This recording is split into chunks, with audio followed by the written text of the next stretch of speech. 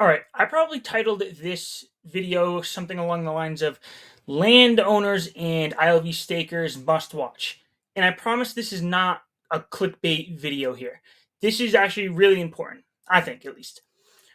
So the discussion of rails on fuel is going to be coming back up real soon in the next couple of weeks. And ever since I was running for the spot on the strategy subcouncil, and even till now, I'm against a system with rails, or at least against a system that is going to be consistently touching those rails. And I want to explain to you why rails are just a bad idea, especially if you're a landowner who's going to be playing your land, or you're an ILV staker and you want the most ROI from your investments. So I think this is going to be a pretty quick one, and I'm going to get right into it.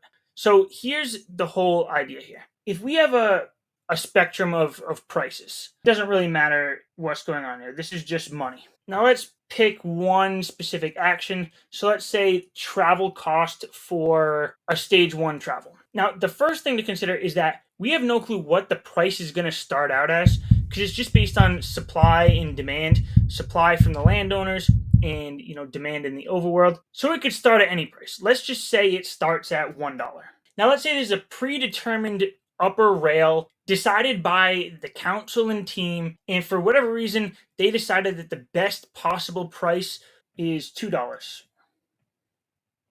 Now, how it works is that the landowners are always going to get 5% of that in-game revenue. So if the demand pushes beyond that $2 and the DAO needs to supply more fuel for the overworld players, then whatever that excess amount is does go back to the landowners. So no matter what, as a landowner, you're always getting a share of that 5%. And if you're an ILV staker, you're getting a share of that 95%. But here's where the bigger issue lies. So this $2 we're saying for a rail, I'm sure with a ton of research, still just a number that was decided by a centralized organization. So they could be right where it's a good number, they could be completely wrong. Let's say, for example, they're not right, because in most cases they're not going to be right. And let's say without a rail, the demand would be at $3. Now, there could be a reason why the team and council will decide that they don't want it at $3. Maybe they think $2 is more accessible. But here's the problem. If the free market would price it at $3 and the rail is set at $2, all of this goes missing. Now that's potential revenue for both the landowners and the ILV stakers. And I know some will be saying, well, if the DAO is providing that extra fuel beyond $2, it's going back to the landowners anyways. But think about it from a landowner perspective. Say you're sitting on a bunch of Krypton.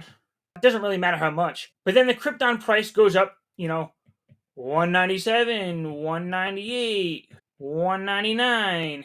As a landowner, you're looking at that and being like, there's a rail set at $2, so that's the max I'm going to be able to get. So why would a landowner hold on to something even when they know the demand could be going up? They know that they're capped at that $2 per Krypton. So what would you do if you knew you had 100 Krypton and you could only sell them for $2 a piece? No matter what, you're going to sell it.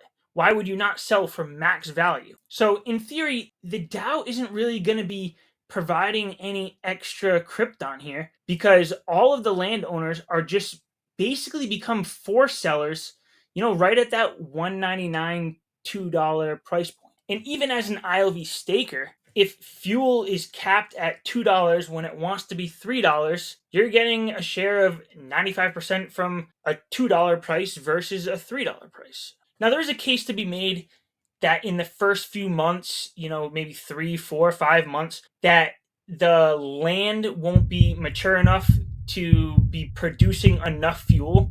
So there is a case for a more rigid system very early on. And I wouldn't be completely against that in the first few months. But beyond, 3 or 4 months, once the majority of land hits that maturity point where it's basically producing its max fuel, there really shouldn't be a rigid system or a hard set top rail, because in my opinion, that hurts the overall ecosystem. It definitely hurts the ROI of investors for ILV or land. And when it comes to the overworld, yeah, a lower price is more accessible to more people. But if the overworld players are willing to pay higher than whatever that rail is set at, then who's to say they shouldn't?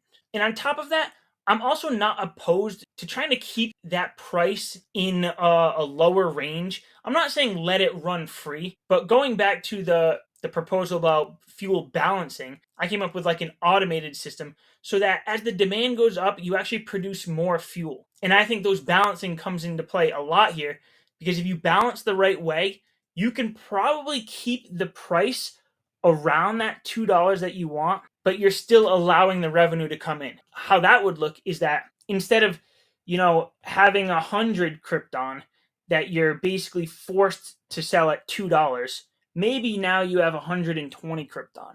And instead of being forced to sell at $2, the actual demand falls at $2 instead of beyond any rail. Now you can set a rail way up here in case of some big surge in demand, like say Michael Saylor comes out here and says, I'm not only into Bitcoin now, I'm into ILV and I'm into Illuvium, and then there's some big surge in one day. There can be a rail set really high up here to prevent that real big surge from going to like, $6, $7, $10. But really, I think it should be fuel balancing through production that keeps the prices in a range that we want it. So if you think this makes sense and it's logical, I personally do. That's why I'm making this video. That's why I'm saying it. This discussion is going to be coming up fairly soon in the governance channels of the Discord. If I get my way, a proposal might come out looking something like this. Right now, it doesn't look like I'm going to get that support from the rest of the council, at least early on. So if you see a proposal with rigid rails, then voice your opinion in the Discord chat. I'll definitely be in there voicing my opinion. And we just need to come up with a system that doesn't rely on rails. And that's it. If you have any questions, leave a comment. Reach out to me on X or Discord. DMs are always open, and I'm willing to have a chat with you. That's it. See you in the next video.